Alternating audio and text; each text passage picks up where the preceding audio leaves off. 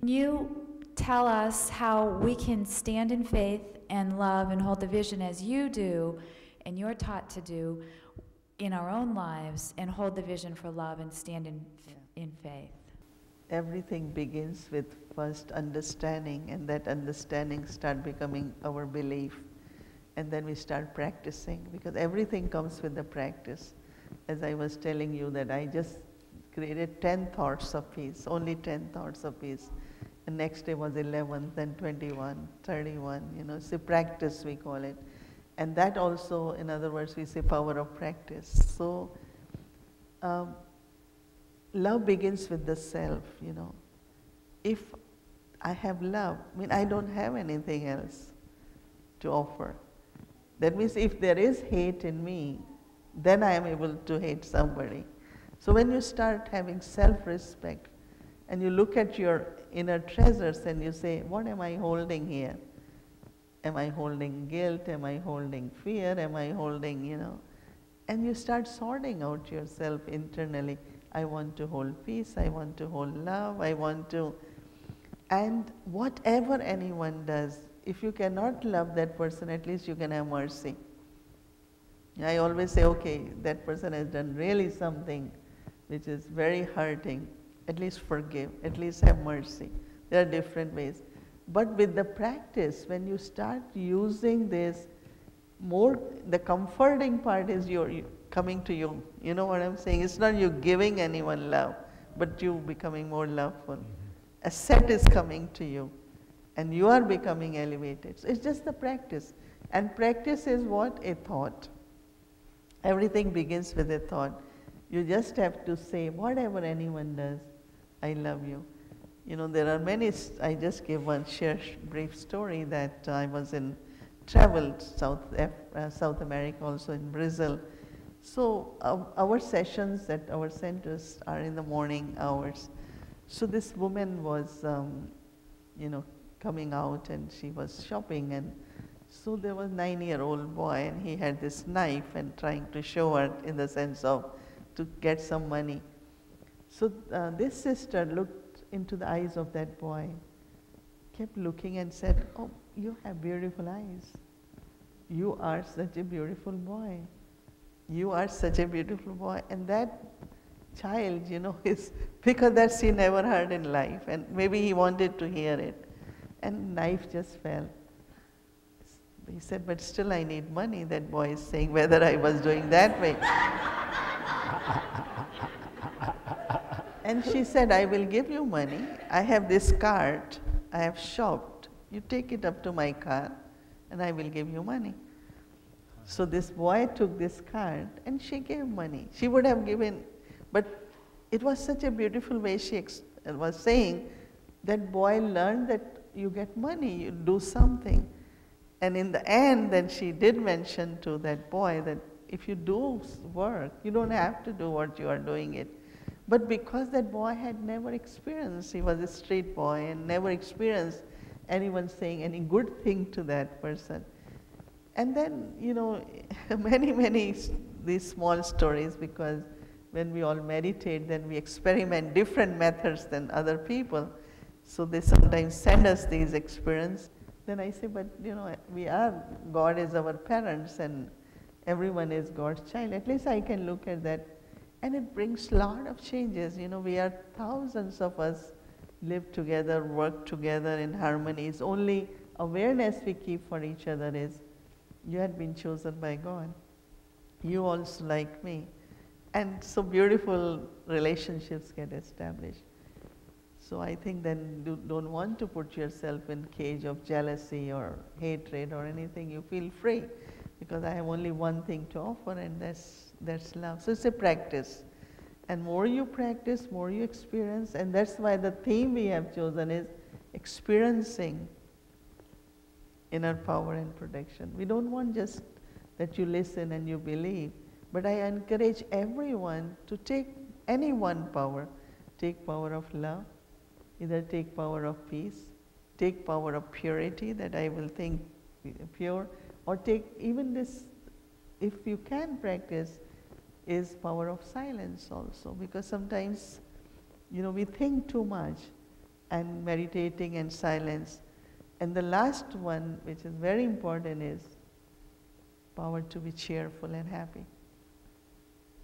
Just a good smile does everything. When I say good smile, in the sense of, communication opens, friendships grow, forgiveness comes, many things just happen. That means to be happy. So but everything requires understanding, then it requires practice, then it becomes percentage of that. You become that, you want to do it more, and then you start experiencing that actually these are inner powers which are giving us protection from many, many different negative forces. And these are main negative forces, in the sense of animosity, hatred, jealousies, and they are unnecessary, because everyone should get what one is. Everyone has one's own fortune, I believe in. Nobody is going to take away what is yours, but don't try to take away what is not yours too. Yeah. Thank you, sister, for coming and speaking to us. My name is Jordan. I'm a philosophy major here at USF, and I've been the title of the lecture, and it made me think of how the French say savoir-faire when it was on the poster that I got in my email, and said the power to know what to do in various situations, and the protection that comes from having awareness and peace. But we often hear, especially at USF, where we have the Joint Military Commission, the power of war. And when we see violence promulgated, even I'm sure in mass communication, it seems to be a shock value. And we all kind of know, to turn the TV off and, to become present and trying to do those things. But how it seems that our sense of self-worth is connected to others. And when we're constantly demeaned and saying that peace is not valuable, but war is, on a collective level, how can we show compassion and to understand and act and know what to do when confronted with such neglect and promotion of war and violence? I think that is why, because all that is happening more and more, that is why we need power of peace more, in the sense of if it was not happening, what's happening in the world. So there is really no power in the war because it's destructive. Anything which is destructive cannot have power. But as I said, a lot of people asked me when this 9/11 thing happened, and they said, one side is justice, other side is forgiveness. So what do you believe? I said, somewhere first there has to be forgiveness and justice also. But there could have been many different ways. There could have been more dialogues. There could have been different methods to negotiate on certain things. But because then anger comes in, then revenge comes in, then we end up into whatever the actions are, policies based on that. So I know that it's all prevailing, is ethnical conflicts and within homes, families, domestic violence. And I work also with UN, and I find when you look at the figures of starvation, figures of how many don't get filtered water to drink, and whole world is like suffering, and not only war, but in some way or other. But that's where, at least for me, I find that even as an individual, if I can do something, and it's not just one individual, because then it will be other, 1 plus 1 plus 1. And we have to create enough energy of peace and love, because if we want to diminish the whole entire humanity, that's the method which is used. But if we want to not only survive, but if we want to really live as life, then we have to be, have compassion, have love, and I think we have to use it more and more, knowing that that power is not visible, but that power is most needed at this time. So I think that, as I said, we are holding this vision, so we never get tired, BKs never get tired. We always have, we do more and more, more and more, because we know that that's what is the answer. That's what every human being needs. And change must happen, change must happen. We cannot live like this forever. So change has to happen, and so we have to prepare ourselves for that change. As soon as we are ready, it will happen. Definitely it will happen.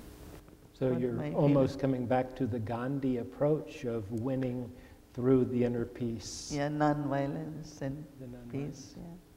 Because there can't be peace without violence, and peace doesn't coexist. It has to be non-violence and peace.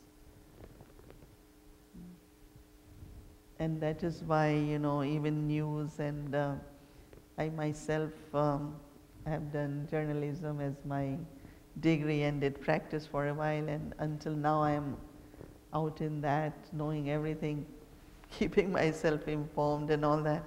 But I have cut down so many details of many stories, because, okay, you read headlines, because you don't want to put yourself all that stuff in.